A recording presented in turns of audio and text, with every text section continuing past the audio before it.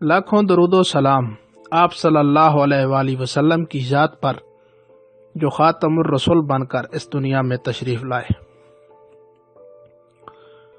دی Urdu knowledge کے معزز دوستو، السلام علیکم۔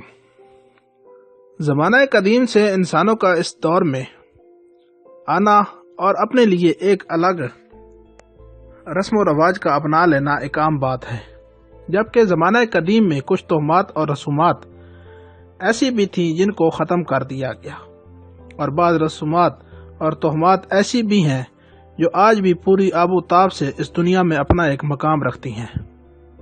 دی اردو نالج کے دوستوں کے لیے کچھ توہمات اور رسومات جن کی انفارمیشن ہم نے اکٹھی کی ہے، جو کہ آج کے جدید دور اور سائنسی دور میں مقام رکھتی ہیں، جن کو دیکھ کر اور سن کر انسانی عقل تنگ رہ جاتی ہے۔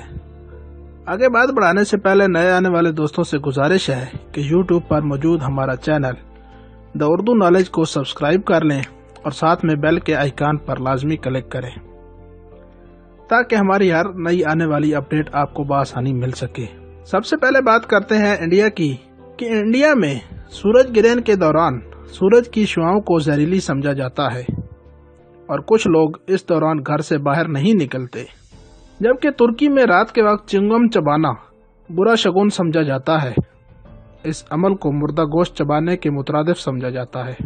قرون وسطی انگلینڈ میں نوزائیدہ بچے کو پنیر کے دائرے سے گزارنا اس کی خوشحال زندگی گزارنے کی ضمانت سمجھا جاتا ہے۔ جاپان میں کچھ لوگوں کا عقیدہ ہے کہ قبرستان سے گزرتے وقت ہاتھ کے انگوٹھوں کو جیب میں ڈالے رکھنا ان کو موت سے بچائے رکھتا ہے، کہ روس میں گھروں کی چھتوں پر زیادہ پرندوں کو مدعو کرنا مستقبل میں زیادہ پیسے کمانے کی ضمانت سمجھا جاتا ہے۔ نائجیریا میں ایک نوزائیدہ بچے کا ہونٹ کا بوسہ لینے کو اس کے خوش مزاج ہونے تصور کیا جاتا ہے۔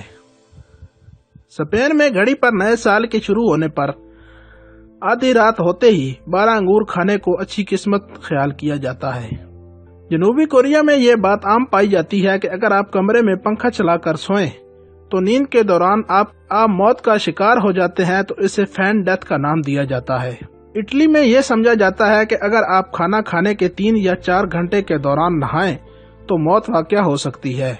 تھائی لینڈ میں مرد جنسی صحت کی حفاظت کے لیے مخصوص تعویذات سے بنا ہوا ہار پہنتے ہیں، جبکہ چین میں 4 کے عدد کو منحوس سمجھا جاتا ہے اور اس کے تلفظ کی موت کے لیے استعمال ہونے والے لفظ سے مشابہت کی وجہ سے اسے ہر صورت بچا جاتا ہے۔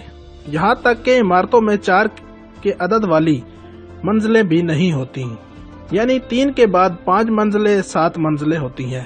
انڈونیشیا کے دانی قبیلے میں کسی رشتہ دار کی موت پر غم کے اظہار کے لیے عورتیں انگلی کی ایک پوٹ کاٹ دیتی ہیں۔ یہ رواج صدیوں سے رائج ہے اور آج بھی اس کی مثالیں ملتی ہیں۔ برازیل اور وینزویلا کے درمیان پائے جانے والے ایمیزون جنگلات میں یا تو مامو قبائل کے لوگ آباد ہیں، جو اپنے مرنے والے رشتہ داروں کی ہڈیوں کو پیس کر کیلے کے سوپ میں مکس کر کے سارے قبیلے کی دعوت کا اہتمام کرتے ہیں۔ اسپین کے مقابلے میں ہندوستانی بل فائٹنگ یا جلی کٹو بغیر کسی رسی یا ہتھیار کے ہوتی ہے، جبکہ بیل کو بھی مقابلے کے بعد مارا نہیں جاتا کیونکہ ہندوؤں کے لیے وہ مقدس ہوتا ہے۔ صدیوں سے ہندوؤں میں شوہر کی موت کے بعد اس کی بیوی کو زندہ جلا دینے کی رسم، جسے ستی بھی کہا جاتا ہے، موجود ہے۔ اس پر برطانوی سامراج نے 1859 پر پابندی لگا دی تھی، مگر اب بھی ہندوستان کے مختلف حصوں میں اس پر عمل کیا جاتا ہے، حالانکہ موجودہ ہندوستانی حکومت کی جانب سے اس کو ادا کرنے پر سخت سزا بھی دی جاتی ہے۔ اردو نالج کے دوستو، اگر آپ کو یہ ویڈیو پسند آئی تو پلیز لائک اور کمنٹ ضرور کر دیجیے گا۔ ملتے ہیں ایک نئی ویڈیو میں، تب تک اپنا اور اپنے پیاروں کا خیال رکھیے گا۔ اللہ نگہبان۔